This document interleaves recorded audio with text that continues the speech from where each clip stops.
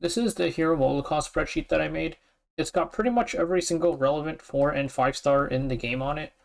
If your unit isn't listed here, it means that either A, they're garbage, so something like Luluka, all 3 of her forms are not very good, so they won't be listed here, or they just got buffed or just came out and I haven't updated it due to being either busy and or lazy.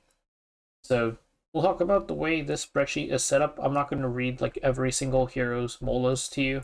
That would take forever.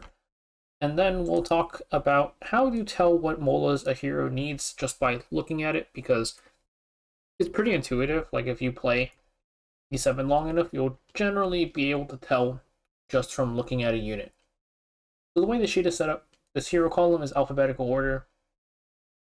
And then you can also, if you like want, you can make a copy of this and take out the rows that you need if you're trying to plan out how many molas you need for the units that you have.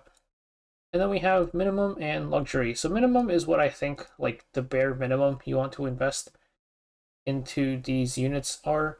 Like obviously an afternoon soak blonde that's missing molas on like S3 or something is still going to be really good, but I would say that you want to just max out these units, especially like a lot of PvP DPS units typically want to be maxed out, even if they are usable, missing like 1 mola or something. And then there is luxury, which I would say for these, it's either stuff that isn't like a massive upgrade, or it's dependent on how you're using them. So also have the notes one where I just write a little bit about the unit sometimes.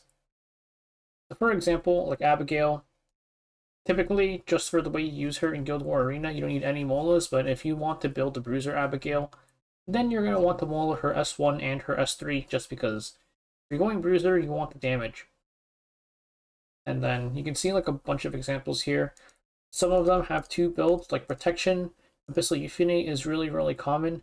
In that case, all you really care about is your S2, so you just max her S2 and you don't care about the rest, but if you have a bunch of molas, you could get the S1 attack down on her S1 if you think that's valuable, like if it's been happening a lot for you where you wish you had it.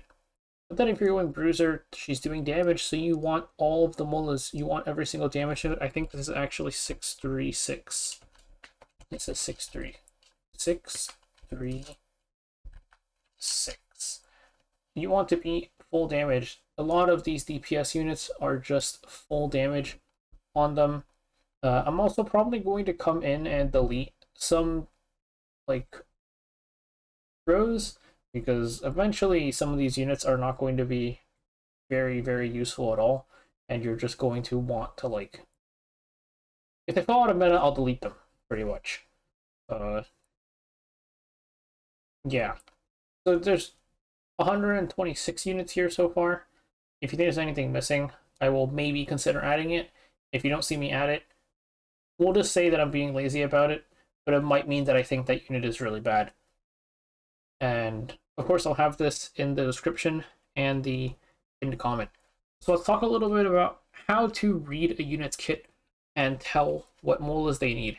It really depends on what they do, because let's look at Abigail. You have to think about how is this unit being used. Abigail is typically used for her S2 immortality passive, and you want this immortality to go off before Abigail dies. So a lot of the times you just build her full tank. I need to get all the FRES off of mine and just give her HP and defense. But in that case, if you're full tank and you don't like HP scale or anything, there's no like funny things here. This is just raw damage, and this is just raw damage. So do you need to mola her S1 and S3 if you're going full tank? No. So her ideal mola cost is just +0, because this cooldown is horrifyingly long. 4 turns on, assuming you mola it, it's 4 turns. The fight is going to be over. It's a single immortality. If your back row unit is 1 HP, they're not surviving another 4 Abigail turns, so there's no need to mola this either. Now, why do I have S3 mola'd? This is when I was running a 290 speed Abigail into Gall Ilias, so I could strip her buff and then kill her. So I mola'd her S3 just to maximize the damage, so that my 290 Abigail would always have enough damage to kill Gall Ilias.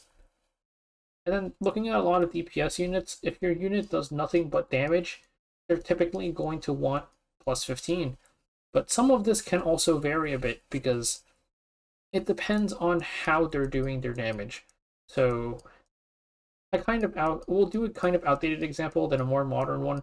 Something like Ida, a lot of her damage is just her S2 into S3 combo. If you're being cheap on Molas, especially back then, you wouldn't Mola her S1 because typically the fight is over after you S2, S3. Like maybe there's like a unit left, but you're just kind of wailing on them, waiting for the fight to end. I think Bystander Hua Young does this somewhat similarly, especially when you were using her in Arena. Like she S2, she S3s, the fight is over. I don't think my Hua Young almost never S1s when I use her. But I molded it just to have it, but if you're trying to save on Molas, this is definitely somewhere you could save. And then we can take a look at some other examples. Who else is a good example here? There's also, especially for PvE units, I would say like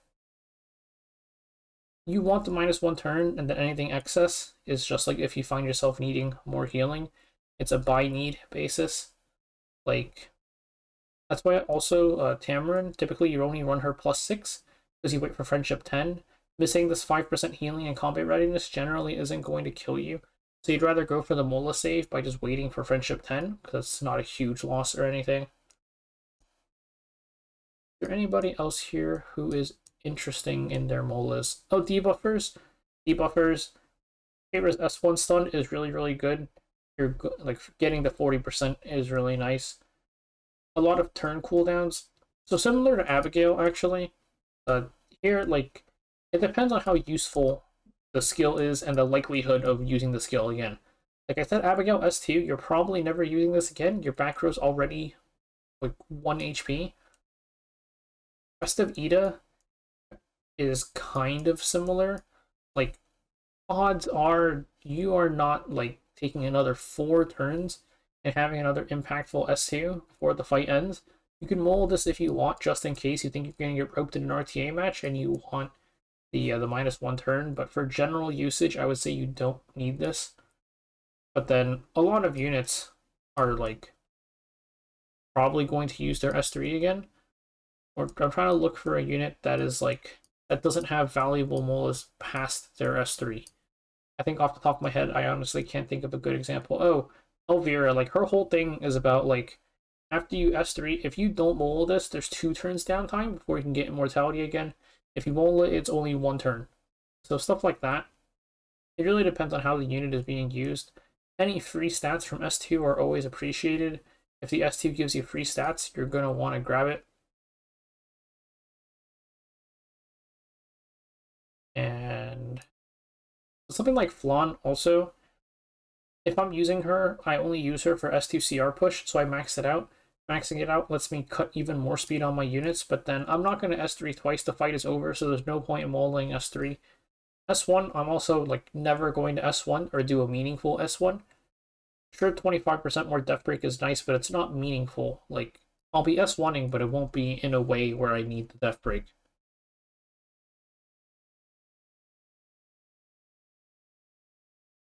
Trying to see what else is here. I think that more or less covers it, honestly. Like, a lot of the DPS units want +15, but depending on what kind of unit it is, like, you're just not going to see their S1 sometimes. For debuffers, get the effect chances, get the -1 turns and everything. And that's pretty much it. So hopefully I'll put the spreadsheet up, and hopefully this helps anybody who's trying to figure out how to Mola their units.